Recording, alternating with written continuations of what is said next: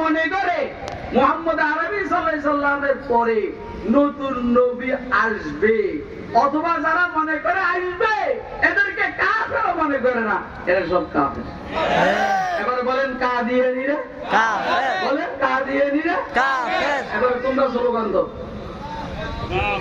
কাফের কাফের নবী নাই কাদিয়ানীরা কাফের, কাফের কাফের কাদিয়ানীরা কাফের, কাফের কাফের কাদিয়ানীরা কাফের। নবীর পরে নবী নাই সংসদে আইন চাই, সংসদে আইন চাই, নবীর পরে নবী নাই কাফের কাফের কাদিয়ানীরা কাফের, কাফের কাফের কাদিয়ানীরা কাফের। নবীর পরে নবী নাই সংসদে আইন চাই, সংসদে আইন চাই, নবীর পরে নবী নাই।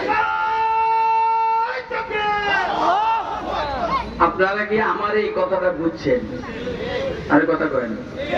হুজুর সাল্লাল্লাহু আলাইহি সাল্লাম আসছে আগে, মাশাআল্লাহ হুজুরের বয়ান সবার পরে, কথা কয় না।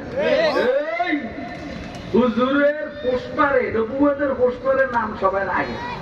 হুজুর নিজে বলেছেন কুনতু নবিয়ান ওয়া আদামু বাইনাল মাই ওয়াত তিন, আমি তখন নবী যখন আদমের সৃষ্টির নামগন্ধ নাই। এটা মতলবী তরজমা। আদম মাটি আর কাদার মাঝে, আমি তখনও নবী। নন অফিসিয়াল হুজুর বহুত আগের থেকে নবী, অফিসিয়াল নবী 40 বছরের পরে, কিন্তু নন অফিসিয়াল নবী সাইয়েদনা আদমের সৃষ্টিরও আগে। ওরও কথা কয় না। সাইয়েদনা হযরত জিবরাইল আলাইহিস সালাম